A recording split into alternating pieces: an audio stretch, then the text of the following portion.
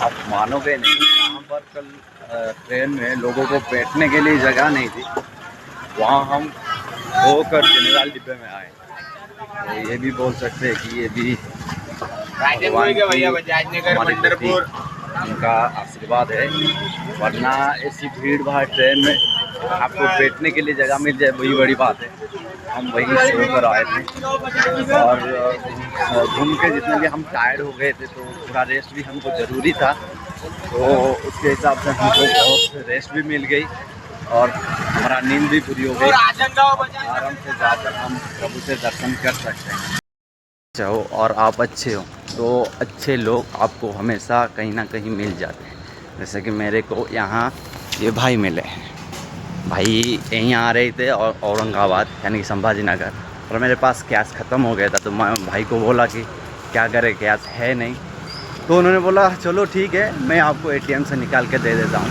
तो भाई ने आया और इधर से मेरे को पैसा निकाल के दिया। और अभी वो चले जाएंगे अपनी बहन के यहाँ चले जाएंगे और मैं भी चला जाऊँगा मंदिर। तो ऐसा ये है। और दिन का शुरुआत आज किस प्रकार से होता है। अभी मैं कृष्णेश्वर जाने के लिए बस का पूछ ही रहा था। तो उन्होंने एक भाई ने बोला कि आप एक काम करो, आप एक पास निकलवा दो और फिर दिन भर आप जहाँ भी जाना चाहते हो जा सकते हो। और वो पास मैंने निकल लिया है, 100 रुपये पड़ा। और मैंने इंक्वायरी में भी पूछा कि उन्होंने बोला ठीक है, आप ये पास अपने पास ही रखना और दिन भर आप कहीं भी जा सकते हो। मतलब यहाँ से मंदिर जाओगे, मंदिर से जाओ जो कहीं भी जाना है आपको आप जा सकते हो। और फिर रात को 12 बजे तक यहाँ तक बस है तो आप आ सकते हो। तो मुझे ये सर्विस काफ़ी ज़्यादा शानदार लगा, तो इसलिए मैंने 100 रुपये देकर ये पास बनवा लिया है। अगर आपका भी आना हुआ तो आप बना सकते हैं ऐसे। यहाँ से बस डायरेक्ट नहीं जाती मंदिर के लिए, तो हमको भी यहाँ से सेंट्रल बस स्टैंड जाना पड़ेगा और वहाँ से फिर दूसरा बस लेके हमको जाना पड़ेगा मंदिर के लिए। तो अभी हम निकल चुके हैं यहाँ से, तो चलिए।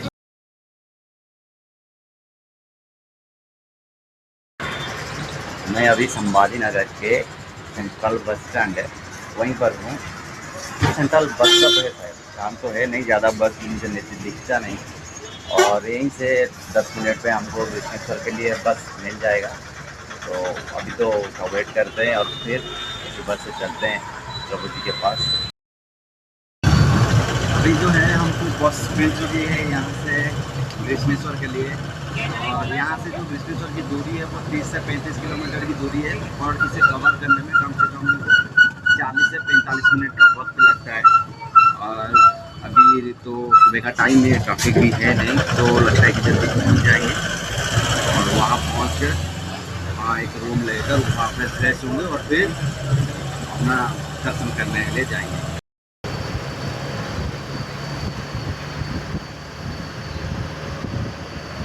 मैं बात करूँ यहाँ तक आने की तो सेंट्रल बस स्टैंड से इसका जो दूरी है वो 30 से 35 किलोमीटर की दूरी है। और इसको कवर करने में बस को 40 से 45 मिनट का वक्त लगता है।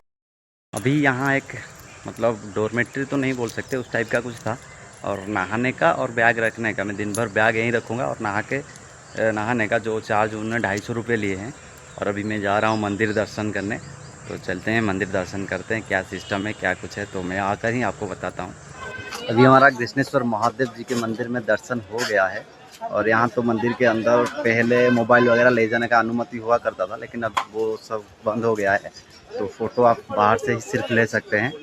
और रही बात दर्शन की, तो यहाँ दर्शन करने में हमको मुश्किल से मुश्किल 1 घंटा ही लगा। ज़्यादा वक्त नहीं लगा यहाँ पर दर्शन करने में। और दर्शन के माध्यम यहाँ को आपको स्पर्श दर्शन का मौका ही मिल जाएगा। आप यहाँ स्पर्श दर्शन कर सकते हैं पूरा गर्भगृह में जाकर, तो आप स्पर्श दर्शन भी कर सकते हैं। मंदिर के दोनों साइड आते वक्त आपको ये सारे दुकान भी मिल जाएगा। प्रसाद का दुकान और कुछ घर के लिए सामान अगर खरीदना हो तो आप यहाँ से खरीद सकते हैं। मैं अभी हूँ अहिल्याबाई होलकर शिवालय, जो कि कृष्णेश्वर मंदिर के थोड़े ही दूरी पर है। बोला जाता है कि यहाँ पर जिसके कारण प्रभु जी को यहाँ रहना पड़ा, उसके कारण भी एक अनोखी कारण है। बहुत सालों पहले यहाँ पर 2 पति पत्नी रहते थे और उनका यहाँ कोई बच्चा नहीं हो रहा था। तो उनके जो पत्नी ने था तो उन्होंने कहा कि हमारा वंश बढ़ाने के लिए आपको दूसरी शादी कर लेनी चाहिए। तो उनके जो पति थे वो मना किए कि नहीं, अगर मैं शादी कर लूँगा तो इससे जिसको सबसे ज़्यादा दुख होगा वो तुम होंगे। तो ये सब बोलने के बाद भी उनका पत्नी ने जिद नहीं छोड़ा और उनकी शादी करवा दी अपने ही छोटे बहन कृष्णा से। तो जैसे ही उनका शादी हुआ तो भगवान के मतलब उनके पति के कहने से वो जो उनका सेकंड पत्नी जो आए थे उन्होंने महादेव की 108 शिवलिंग बनाकर पूजा करती थी हर रोज़ और इस तालाब में उसको विसर्जित कर दिया करती थी। तो ऐसे करते हुए उनको एक पुत्र प्राप्त हुआ और इस पुत्र को प्राप्त करने के बाद सबसे जो उनके पति के कहने के हिसाब से सबसे जो ज़्यादा दुख उनके बड़े बहन को हुआ, वो उन्हें ईर्ष्या करने लगी और एक दिन ईर्ष्या में आकर वो अपने ही बहन के बेटे को मारकर और उनका अंग काट कर इस तालाब में फेंक दिया था। और वो सब जानने के बाद भी उनके छोटे बहन ने वो जो अपना नित्यदिन जो पूजा करती थी महादेव जी के, वो उसी काम पर ही लगे, वो उस पूजा पर ही लगे। लेकिन इस सब देखकर महादेव जी ने बहुत क्रोधित हुए और क्रोधित होकर वो अपना जो उनका बेटा था उसको जीवित किया और उनके जो बड़ी बहन है उनको वो मृत्युदंड देने का निश्चय किया। तो ऐसे उनका जो छोटी बहन थी तो उन्होंने महादेव जी को बोला, नहीं ये मेरी बड़ी बहन है और आप इनको जाने देंगे। तो महादेव जी ने उनके वो पूजा में प्रसन्न होकर उनको बड़ी बहन को छोड़ने दिया और उनको एक वर मांगने के लिए बोला। तो उनके जो कृष्ण जो थे उन्होंने बोला कि अगर आप मेरे पूजा से संतुष्ट हैं तो आप ज्योति के रूप से यहीं पर विराजमान हो जाइए। तो इस प्रकार यहाँ पर उनके नाम से ही प्रभु श्री कृष्णेश्वर ने यहीं विराजमान कर लिया। रात से कुछ सही से खाया नहीं, भूख भी तगड़ी लग रही है। अभी आया हम ब्रेकफास्ट करने के लिए और एक पाव भाजी ऑर्डर किया है। तो पाव भाजी देखते हैं यहाँ का पाव भाजी अच्छा है, महाराष्ट्र का पाव भाजी देखते हैं अभी।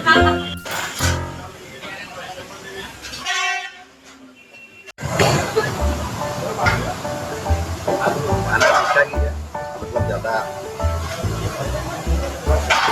खराब नहीं बोल सकता। हम आए हैं एलोरे का गुफा देखने के लिए। तो इसका एंट्री टिकट है वो 40 पर पर्सन है और मेरे पास तो छुट्टे नहीं थे तो एक अंकल उनके लिए बना रहे थे, तो उनके लिए भी दिन थे तो उनको भी छुट्टा चाहिए था। तो उनके पास छुट्टा नहीं था, मेरे पास भी छुट्टा नहीं थे, तो हमने मिलाकर उनको दे दिया और 4 टिकट ले लिए। वैसे ही छुट्टा हो गया। अभी तो हम अंदर आ गए हैं।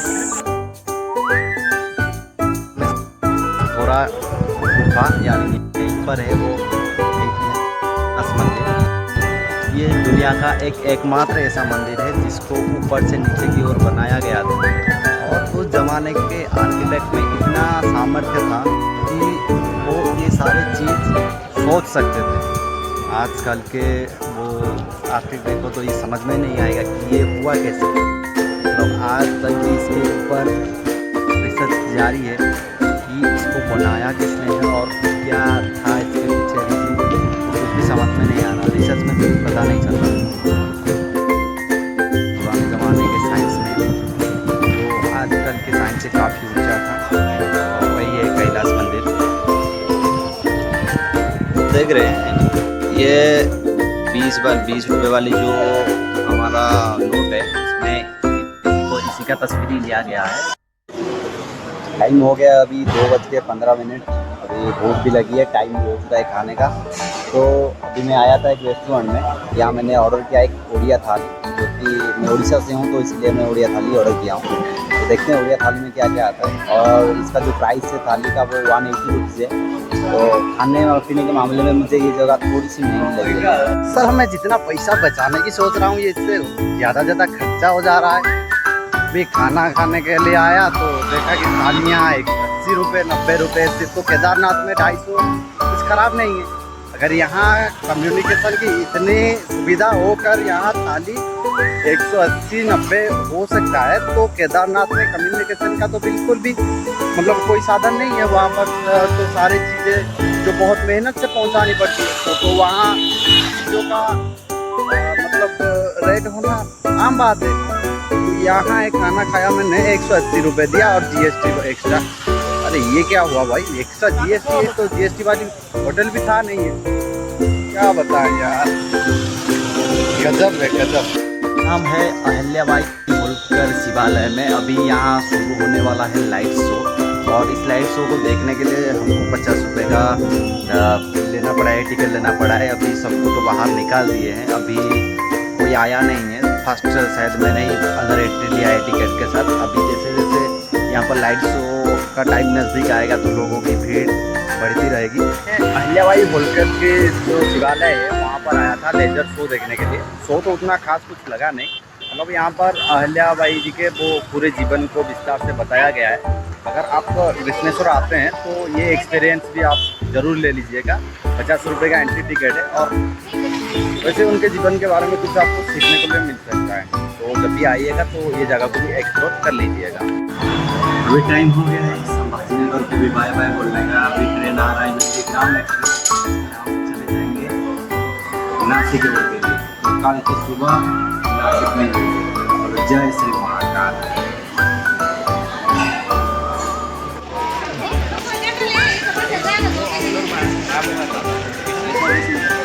चुके और हम आकर पहुंच चुके हैं नासिक रोड। और कल का जो हमारा खर्चा था वो था 1142 रुपये, यानी कल का दिन खत्म हो चुका है, आज सुबह शुरू हो चुका है। तो चलिए कल सुबह मिलते हैं।